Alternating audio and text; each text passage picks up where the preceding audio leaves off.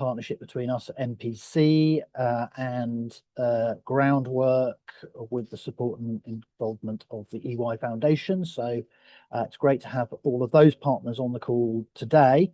We want to just use this as a conversation to obviously talk about what the report says and some key findings, but we've got a really great panel today. And so as much we want to talk about the report, we also want to use that as a jumping off point for a conversation about this crucial issue of young people's access to the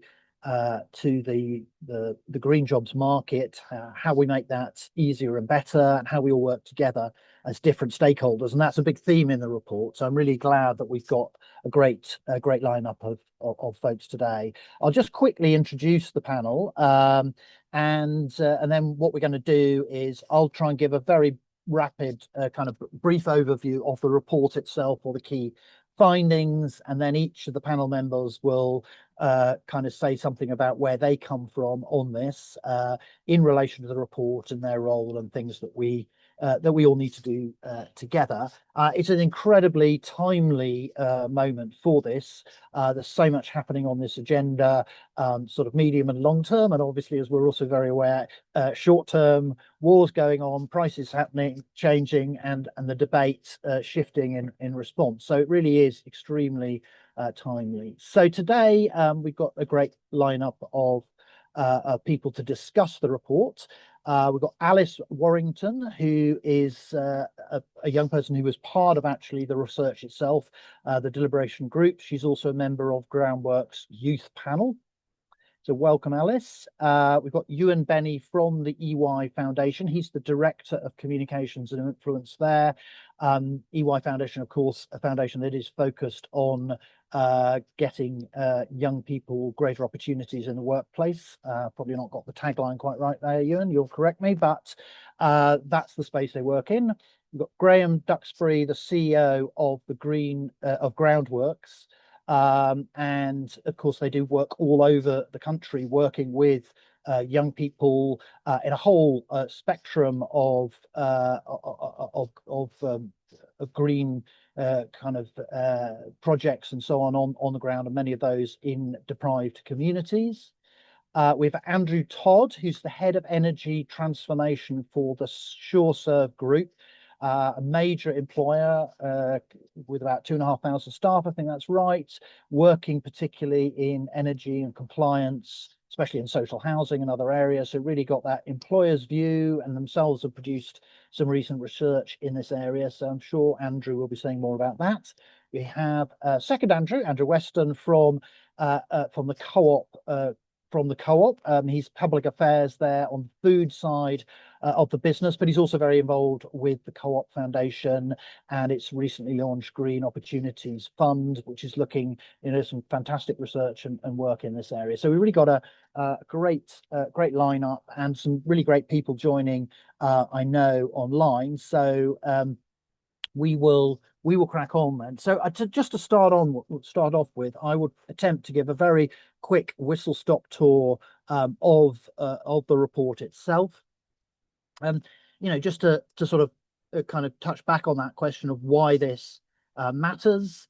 It's reckoned that something like 700,000 jobs have already been employed in green jobs in the UK. Obviously, as we'll say, a kind of I'm sure discussed today is what we define and how that's bounded, but to give an idea. But also, this is a huge growth area. So like 750,000 jobs are reckoned to be being created in those areas of retrofit, energy regeneration, and electric vehicles. But we know, and this is just kind of one aspect of the story, that many people from more disadvantaged groups or those who are traditionally excluded are not finding access to that huge opportunity, and that's a missed opportunity for those young people, and it's also a big missed opportunity for the country at this crucial time in the transition.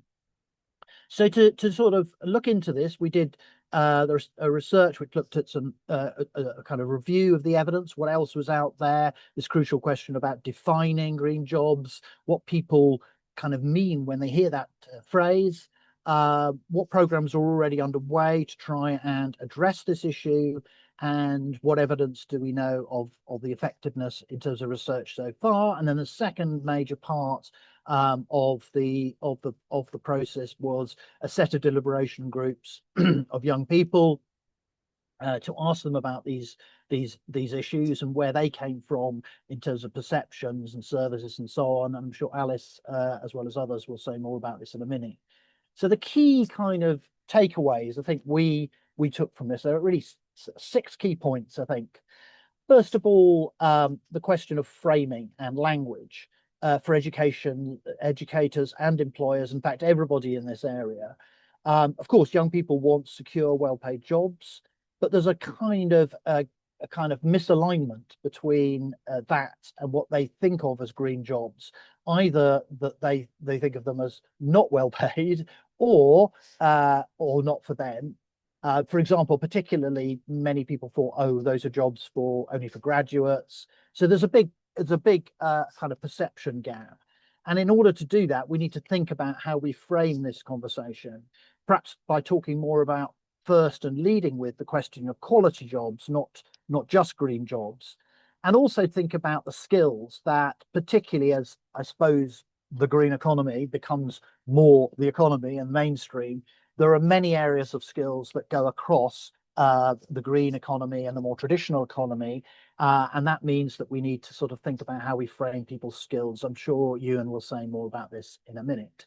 Second big takeaway was from government. We give credit for the fact that, government has gripped this issue about the skills gap, need for leadership on green jobs, and particularly the clean energy jobs plan does set out a medium-term plan for how we're going to skill up the workforce to meet the clean power target of 2030. And that, particularly in the world of pressures of short-termism and government is to be applauded. But I guess our main takeaway there was that this really basically focuses on energy, which obviously will absolutely be foundational for the transition, but it misses a trick for sure by not looking at across the wider green economy, and that in turn means young people particularly don't maybe see, and other players, stakeholders don't see that connection to other sectors. And we think this is important both to send a kind of market signal to employers and the rest of Whitehall. It's really important so that government is being clear with training providers and young people's organisations that they see that whether this is in manufacturing, agriculture, processing, all sorts of other areas, and particularly to try and look at giving greater visibility to growth opportunities in the economy, in business, happening in key areas of the country, and we'll return to that. Third key takeaway is for employers. It's really important that employers work in partnership to close this skills gap. Everyone has to play their part, and we'll say more about those other players, but really crucial will be employers, because at the end of the day, young people hearing from those people who can actually provide the jobs that there are these big opportunities in the green economy is crucial. And that means working closely with schools, colleges, and other players to raise awareness and promote training opportunities and close that gap of perception between schools and employers, because they will have the credibility, I suppose, at the end of the day, in terms of the opportunities that lie out there and what is needed to get into that work. Fourthly, we think local partnerships are crucial. The local aspect of this is really important, that we need to link training with the local labour market. What are the particular opportunities in the green economy in, I don't know, the east of England, maybe different from inner city Manchester, and they need to be reflected and attuned to what is going on locally. So the support also needs to reflect that, as well as the general messaging. It needs to be kind of savvy about what the local market and the local opportunities are. Fifthly, schools and colleges are crucial, and educators need to be equipped to to do the job at the very earliest stages, even before young people are thinking about kind of directly about jobs, to build that. And many teachers and lecturers just don't feel they have the tools to do that properly, to explain the range of green jobs there are out there, and also what the pathways are to get to them. So that is something that employers, charities, and funders need to work together on. And there is a kind of inflection point, I think, where because of the plans for a new national career service from the government, to sort of get in there at this point where that is changing, to try and redress that gap. And finally, another point for employers: we need to help government and other players, but government in particular needs to make it easier for them to walk the walk, as we put it. That is to say, particularly for SMEs, for example, to make it as easy as possible for employers to bring young people into getting experience and onto the ladder for green jobs. And there's quite a number of changes going on in apprenticeships and so on at the moment, which will shake things up, but also maybe that's another opportunity for us to position this more clearly so for example, lowering the risks for SMEs to take on apprentices in the green economy. One example being so-called employ and place schemes, where somebody else is helping kind of provide the placements or kind of manufacture those placements for young people, particularly in SMEs. Is there a need for a backbone organization to really drive the different players towards this, either of the green economy as a whole, we posited, or maybe by sector? So that's a very quick whistle-stop tour.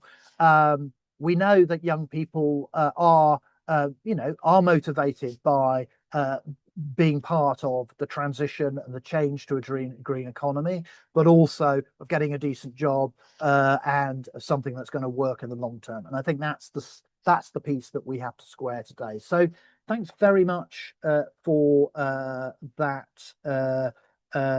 Bearing with me to sort of whistle through those things. We'll be able to dig into those in a bit more depth as we go forward. So without any further ado, I'll go over to you, Alice, to give us kind of a bit of clarity. And well, what are young people actually thinking about this? Where are the blockages? What needs to be done? Over to you, Alice. Thank you, Ben. Yes, I thought I'd do a little bit first on like my personal background, just because I find it kind of highlights a bit about the way young people feel about green jobs. So I didn't enjoy geography at school. I much preferred English literature and history and art and that kind of thing. I found that during careers days, we never even really touched on the term green jobs. It wasn't really a thing that I was aware of sort of until around like Greta Thunberg started doing her school strikes, and then climate change became a thing that we all realized was an issue. And then yeah, so I pursued like my undergrad degree in English literature. I was very much, doing humanities-based subjects, and I thought I didn't really fit into the green job idea of being a geography student, doing all the field work and that on the ground type green job, which is what I very much imagined a green job to be. And then I sort of realized in my third year that the green sector is actually a lot broader than I had previously thought. So I decided to pursue a master's in climate change because I thought, similar to what the report touches on, I thought that I needed a qualification that said quite explicitly, I know about climate change, employ me because I know about climate change type feel. And so during my master's, I did lots of volunteering. That's how I ended up on the Groundwork Use Advisory Board. And I did lots of other volunteering with different charities whilst I was writing my thesis. And now I'm currently kind of in that position of I've graduated and I'm looking for a green job and trying to find my niche and find the angle I want to be in. And I find that sort of as the report highlights, a lot of young people, sort of including myself, at points we feel quite a lack of direction with the term green job. And we find it hard to actually find jobs that feel or sound like green jobs that we want to actually get into. There's also a massive skills barrier. sometimes sort of the level of experience that you read for an entry level green job completely is inaccessible to a lot of people who've just done, say, an undergraduate degree and have done some volunteering. It doesn't feel like we can even access the entry level stuff because there's a feeling and a frustration that you lose out on these jobs to people who have years of experience in the field. And it just, yeah, it feels like entry level doesn't actually mean entry level anymore. And I get that from a load of different young people for loads of different sectors. We all feel like we can't even get a foot in the door, which creates a lot of dissatisfaction, I guess. And I feel like maybe that's because we're not aware of all the different training opportunities and, the schemes where you can actually gain the work experience, because it's just not something that's communicated or something that we just can't seem to access. And sort of as you were talking about, like young people from low income backgrounds, they see a good job and a green job as a very mutually exclusive situation. So they regard a green job as some kind of sacrifice, like you're sacrificing a wage, you're sacrificing your time, you're going to work long hours with not much pay, or you're going to have to make lifestyle changes to try and not be a hypocrite or be perceived as a hypocrite by other people. It just seems like it's much more than a job, which is a good thing if you want, you want to make the change and you want to be part of the solutions to the massive problems that climate change causes and everything. But it's also quite a big ask of someone who's just trying to start a career. They see it as this massive sacrifice, which is very hard to, I don't know, overcome. And there's sort of an overall feeling of stagnation or being stuck. So a lot of young people I speak with or I've interacted with, they see seeking a green job as being very limiting. I don't know, they feel very trapped by their options or unable to access the opportunities they know they would excel in because maybe they don't have specific experience in a specific computer program, or they don't, they've not had the years of experience working outside and sampling soil because they were doing a different degree. It seems there's less on the job learning. There seems to be, you have to have all the experience up front as you're applying for the job. Whereas I think a much better solution would be offering that more apprenticeship style training as you get into an entry level job. Yeah, so overall, I think the feeling is that young people feel they're being denied the chance to show they can contribute to the green economy and the move to the green sector. So the emphasis is very much like just we need a foot in the door. We need something to just get us into a space where we can actually show that we can learn on the job. We can do all of the things that this job description or this dream of the green economy, we can contribute to it. We just need access to anything that can get us in those rooms. So yeah, what young people sort of need to find and progress in green jobs is sort of what the report was saying. The employers need to meet young people where they are. Like the huge emphasis on this throughout the report. I very much feel that with the young people I speak with, from school all the way into job seeking, like young people need to be encouraged and nurtured into the careers they want to do and gain skills through paid work experience, apprenticeships, or on the job learning.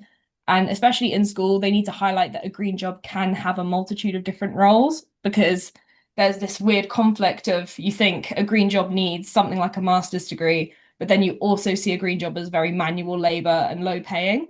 So I guess the solution would be a communication where all aspects of the green economy are very valued. So from the more on the ground manual labor all the way up to policy making, everything has to be valued and well paid or well supported in some way.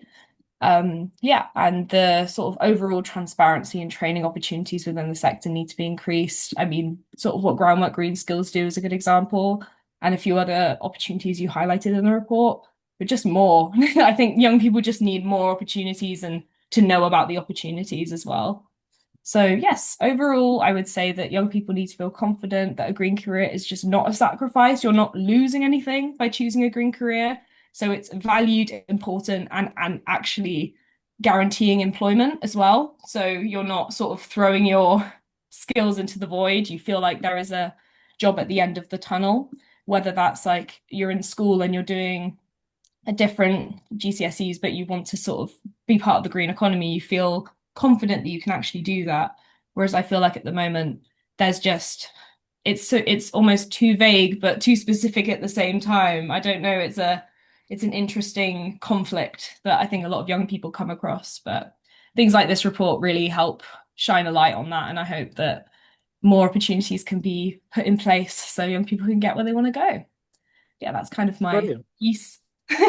Thank you. Brilliant. That's really very clear on all those sets of issues, and we'll definitely dig into those more as we go through. So thanks so much, Alice.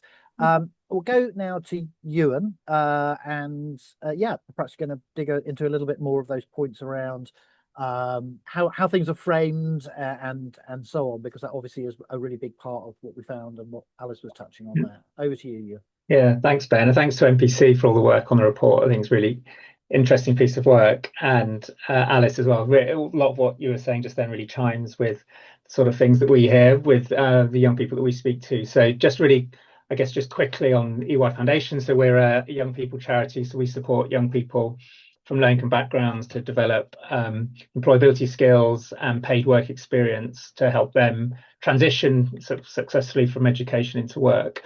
And a really key part of what we do is encouraging not just about getting a job, but getting a good job, a job that a young person really wants to get and is proud to have and motivates them and engages them. So that's really key to what we do as a charity. And so the opportunity to be involved in this research is really important for us because we sort of see that like you said at the beginning, Ben, in terms of the growth in jobs that are associated with green sectors is obviously going up. And while that's happening, while when you're getting lots of new roles, it's really important for young people to understand what those roles involve and how they might get them. And then another part of what the research is based on is the sense that in at least some parts of the economy that are associated with green, there's often lower levels of diversity, and that is something that we, as a low-income focused charity, is really important to us that is addressed, and that these are jobs that everyone is able to seek out and apply for. So that was kind of, I guess that's a bit of the context of why we came to this project. And then I guess what's been really interesting for me, like you just said, Ben, in terms of the meaning of green and how helpful that is as a term. So before this role, I worked in climate change communications for a few years. And I think even since I first started doing that, the range of what's regarded as green has really sort of grown exponentially. And it's kind of in the context of work, green can kind of cover so many different jobs. So we've talked already about environmental charities. Renewable energy is a really obvious one. I think construction doesn't get discussed as much as it could do. So I mean, probably the most amount of jobs related to green might be in sort of insulation of like retrofitting houses. There's a lot of jobs in the corporate sector, whether that's CSI, SG, even like the legal profession, accountancy. It's kind of green is sort of seeping into so many parts of the economy. And it can be difficult, I think, sometimes to think of parts of the economy that don't have green related roles, which I think is great in some ways because it shows there's a lot of focus on reducing emissions, but I think in other ways it makes the term harder to sort of hang on to in terms of what does it mean.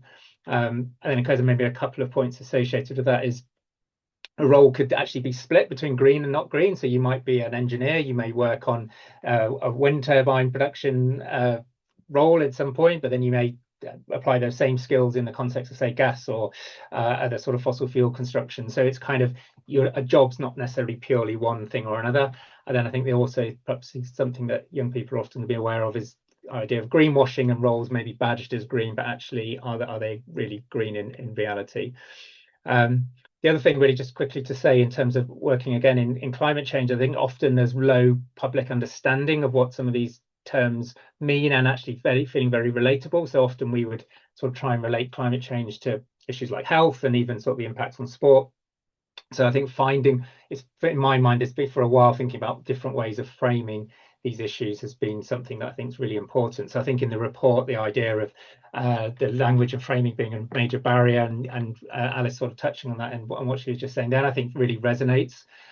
So I think that being clear with young people in terms of the range of and the types of qualifications that might be needed and the sort of jobs that are available. I think good jobs is really interesting. I think it's still, whether there's a term that describes, I don't know how helpful it is to get a term that's so broad and encompassing, and maybe good jobs has some of the similar issues, but I do think we need to find a way of moving away from green jobs when it's come to represent such a wide range of roles. And I think the point made in the report about meeting young people where they are, so that employers are encouraged to adapt sort of strategies for reaching out to young people to really understand what it is that excites them, that engages them about work, and avoiding sort of jargon and sort of some of the language that can be associated with in the sort of the green space. And maybe just to finish quickly on the point of engaging young people, I think motivation is a really sort of key issue for young people. We've done some work recently on intrinsic motivation with the Institute for the Future of Work, and really what that's about is really just connecting a young person's inner sort of drive and emotion and passion into what that could link to in terms of a future job. And I think that's so important in the issues that we're talking about today, and I think that often would lead to a green job, but as green jobs are badged, that may not immediately appeal to that young person. So really trying to frame those roles in a way that speaks to that young person's inner sort of passion and interest is, I think, really important. So recognizing that how we describe and I guess to finish, how we describe and promote jobs is going to be really critical. And as the roles grow and as the diversity of those roles grow, it's really important for the young people who may want to take on those roles fully empowered and motivated to explore the new opportunities that are increasingly available in what is in green related parts of the economy. Brilliant. Thanks so much, Ewan. Plenty to chew on there. I'm going to move on straight away to Graham, who's the Chief Executive of Groundwork. Obviously, they work both at very local and national level, right at the kind of coalface of this. So plenty to say about what we need to do, and of course, partner in the report. So over to you, Graham. Thanks, Ben, and morning, everyone. Good to be here. So what I'll say, my contribution here, I think will build on the work Groundwork's been doing to support young people into work for 45 years this year. So much of that work has been focused on roles in what we might call the green economy. So specifically for us, land and nature, energy, waste, the circular economy, those kinds of sectors, those kinds of roles. And there's a few things I want to highlight that we've learned along the way through doing all of that work. The first is that and there's a lot about this in the report, the connection between schools and employers. Now, there's always a disconnect between what schools produce and what employers want and need. There always has been, and I think there always will be. And the report makes some really positive suggestions about how you close that gap and how you ease that transition.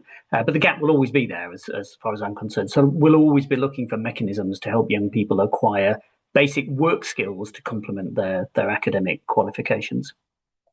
The second thing I think we've learned over the years is that young people can smell a scheme going nowhere or a dead-end job a mile off.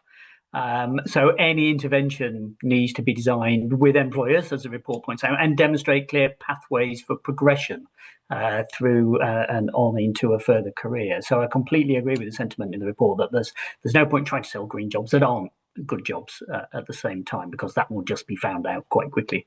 And then the third thing that I think is a feature of all of this conversation is that there's a cyclical nature to the kind of support available for young people, which is perhaps inevitable, but is definitely not helpful. So when we have any kind of economic shock, financial crash, a pandemic, young people are the first to fall out of work as older workers tend to trade down and take those entry-level roles. And now, typically, this is when government interventions kick in. But what they tend to do then is support those who might otherwise have been able to find work if the economy were performing differently, which leaves young people who were struggling before that crisis just at the back of a longer queue. And now, although we're not framing this as an economic crisis necessarily, a shift in the economy, a fundamental shift in the economy to one that is more sustainable could have exactly that same effect. So we need interventions and support that work for all young people, those that are motivated and want to get into a career in this space, but also those who have more barriers to employment.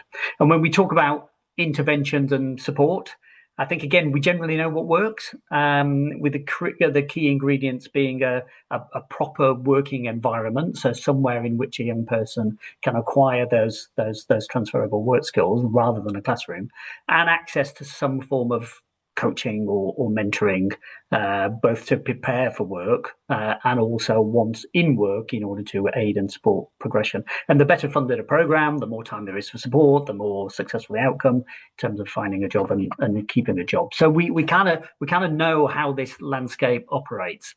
But when it comes to connecting young people into jobs in the green economy specifically, as they're framed here, what the report makes clear is that we need to add a few more considerations into that mix when we're thinking of support interventions. So we need informed careers guidance, as has already been said, that can overcome the perception or knowledge gap. So we help to dispel the myth that these jobs are all either high tech or low pay. And we need employers to help us identify the skills or experience that are needed for those entry-level pathways, but also what's then needed for progression, so that there's retention in these roles and young people can see the jobs going somewhere in the future. And this is slightly complicated by the fact that some of these markets are still emerging and some of these jobs are still being invented in certain sectors. And this perhaps is why foundation apprenticeships, which give you a broad base of competencies, could be a bit of a game changer here.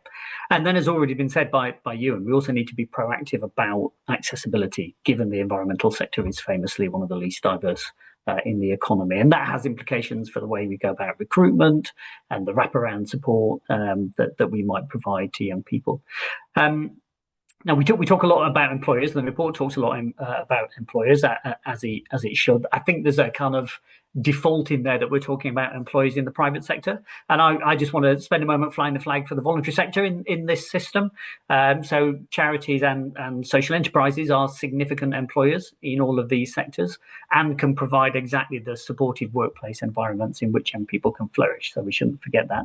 And when we're funded to deliver outcomes, we can be job generators, so we can create trainee roles and work placements that can give young people that vital workplace experience that Alice was talking about. And charities are also well placed to find, engage and prepare young people for roles in the wider economy, and we can work with employers really creatively to effectively de-risk their recruitment strategies. So it's this whole ecosystem, I think, that we need to mobilize in order to get some progress here.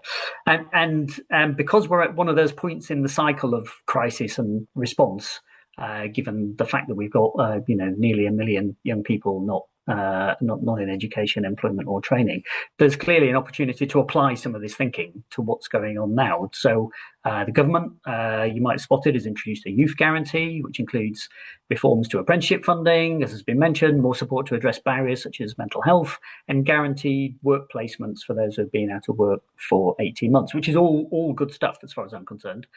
You've got mayors and combined authorities tasked with working with employers on local skills improvement plans. Again, that should also be supported. But to my mind, if we're going to intervene in the labour market to this extent, then we should be doing that as intentionally and as purposefully as possible. Now, reducing the NEET rate is a big government priority, but there's a huge opportunity, to my mind, to do this in a way that also supports a just transition to a more sustainable, regenerative economy. And this report kind of gives us some important indications for how we do that, and I'm hoping we'll continue to shift the debate.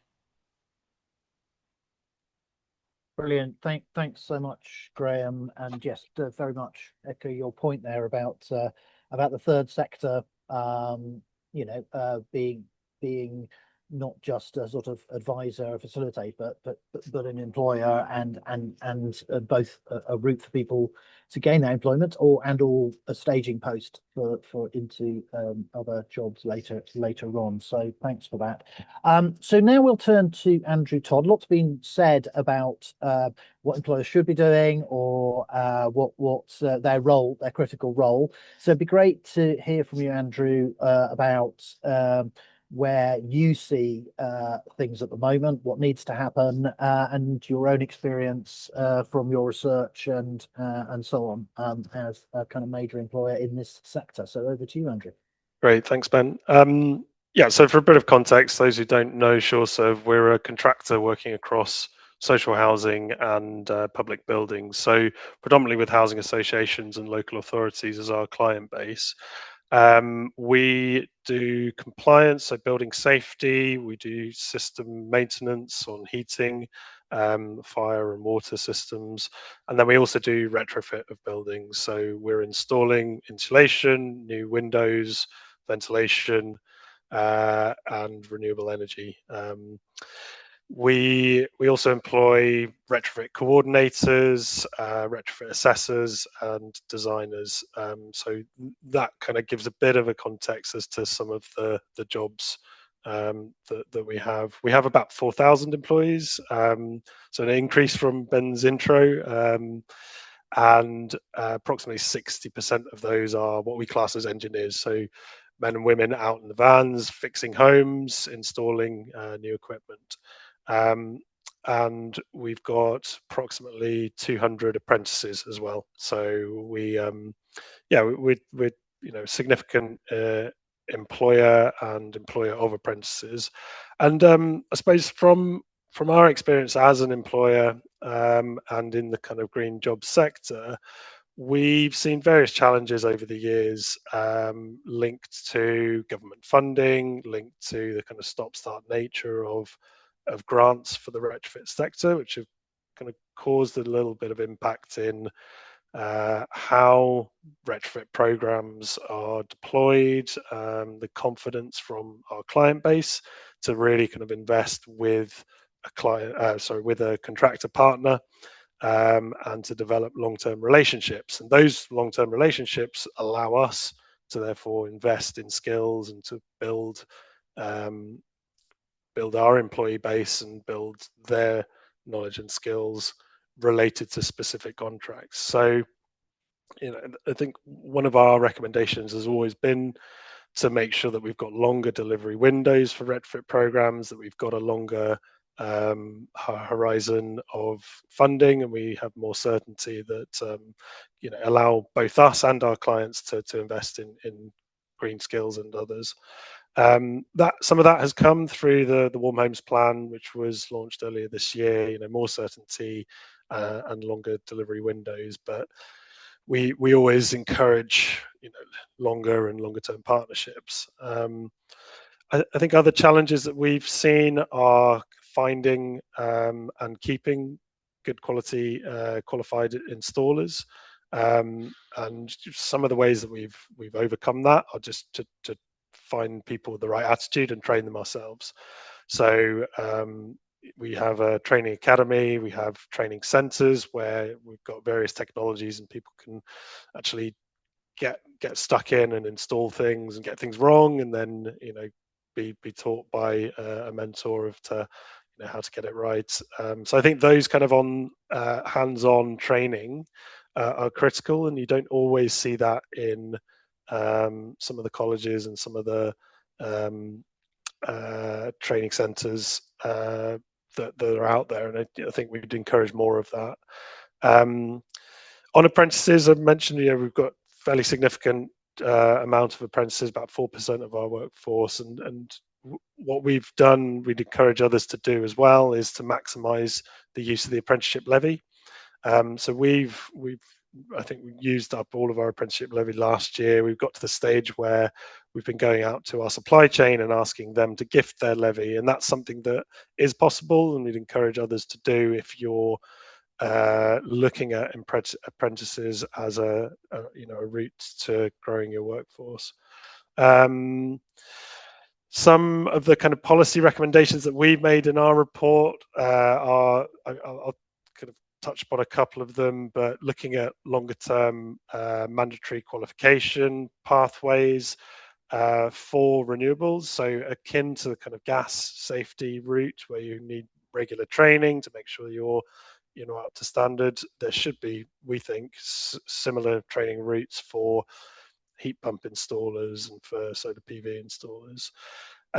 We also need to look at the role of technical colleges and green apprentices, and mentioned some of the challenges that they face. We've heard other challenges of young people who've started apprenticeships, but there's not enough colleges close by. The kind of routes to getting to college and back whilst working part-time are often too challenging for people. So I think it's a case of, let's look where there's a demand for retrofit, and let's make sure we're working with the colleges locally to map that demand for different types of installation. We also think, not all of the workforce is going to come from young people. We need to encourage mid-career retraining, and points for existing gas engineers, for example, to train across to heat pumps.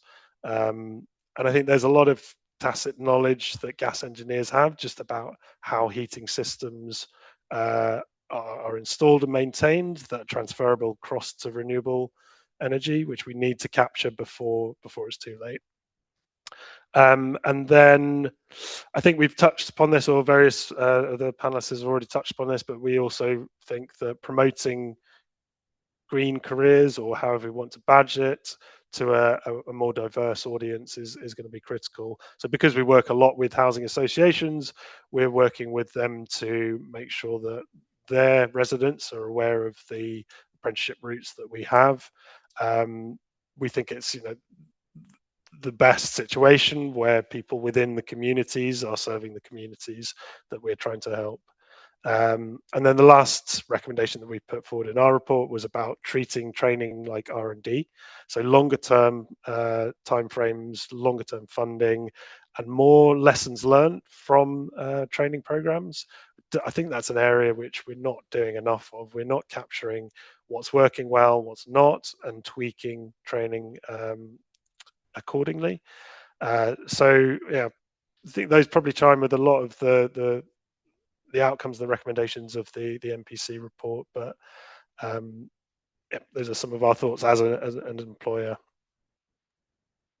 Brilliant. Thanks so much, Andrew. Yeah, it's a very interesting point there about the retraining piece and mid-careers. And I know from other work that people are finding that those sort of folks can be quite critical in the kind of the process of persuading people to move to heat pumps. And maybe there's also a parallel there in terms of bringing them on side. So if you're a young person going into that, you're talking that if they're locked in the old world, then they're not going to get. Whereas if they're in the new world, that makes a big difference. So I think that's a really, so the messaging piece. Sometimes we sort of think about the headlines and stuff, but actually those messages are probably as important. So thanks very much, Andrew. Now, moving on to our next Andrew Weston from the Co-op.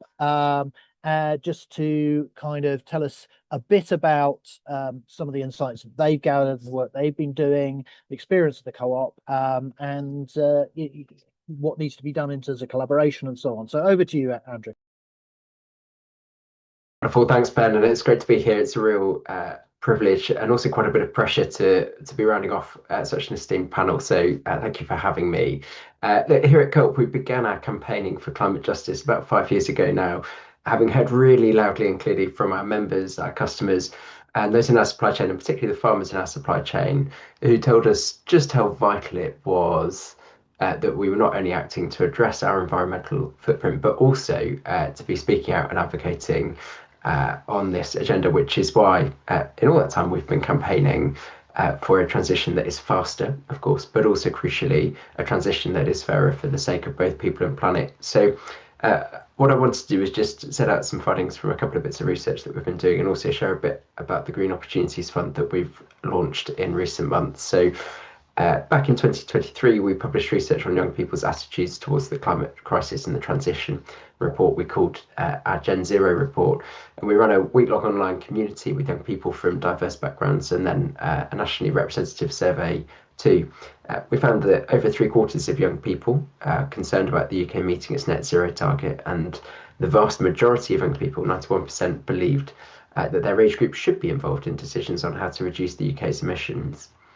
But most young people, so 72%, still a really high proportion, saw the transition to net zero as an opportunity for their generation, But of the entire cohort, over half said they did not know how to get involved. And so, one of the most striking things for us as a business that campaigns both on net zero but also social mobility was that fact that even awareness of net zero was much lower in some parts of the country and in some groups of young people in particular. But those levels of concern about the climate crisis, the desire to be part of the transition, the desire to have their voice heard, was absolutely consistent once we'd addressed that knowledge gap, once we'd closed that knowledge gap. Last stat from that research that really stood out to us was that 73% of young people were concerned that the transition to net zero will widen the class divide. So, roll forward to the end of last year, and Ben, the piece that you were referring to, we worked with the social agency to look very specifically at the barriers and enablers for young people in accessing green jobs, and we did use that phrase, green jobs, to support the development of our new Green Opportunities Fund. What we found was wholly consistent with the excellent report that we're discussing today. We found that perceptions of green jobs amongst young people are broadly negative. Lots of factors for that, but they include a lack of knowledge, social and financial barriers, beliefs, and really importantly, a lack of role models for underrepresented groups. That's a narrative we've got to shift. Many of those challenges are really structural, and I totally agree with the points that have already been made that it's going to take a concerted effort to address them. Industry's got a role, civil society's got a role, government has got a really important role to play too. So the aim of the fund that I've mentioned that will be delivered by our foundation here at Co-op is to influence the behaviour and perceptions of young people from underrepresented backgrounds around green skills in particular, to help them to realise that green jobs are interesting, that they are viable and secure pathways for the future.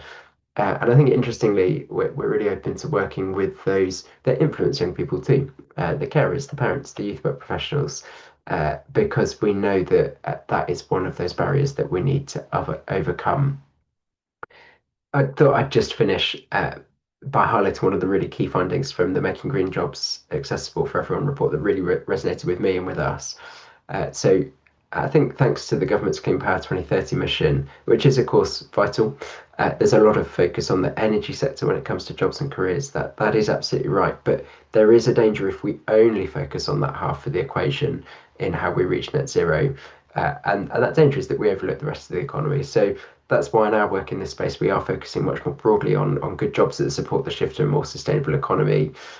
Obviously, we're a major food retailer and wholesaler, so we're particularly interested in our bit of the economy, but we are going to be looking right across the piece in the work that we're looking to do to try and address that challenge. So focusing on good jobs, being relevant to the local context, taking a whole economy basis, ambitious leadership from government, all of that sounds absolutely right to us, and I'm looking forward to the discussion now. So back to you, Ben.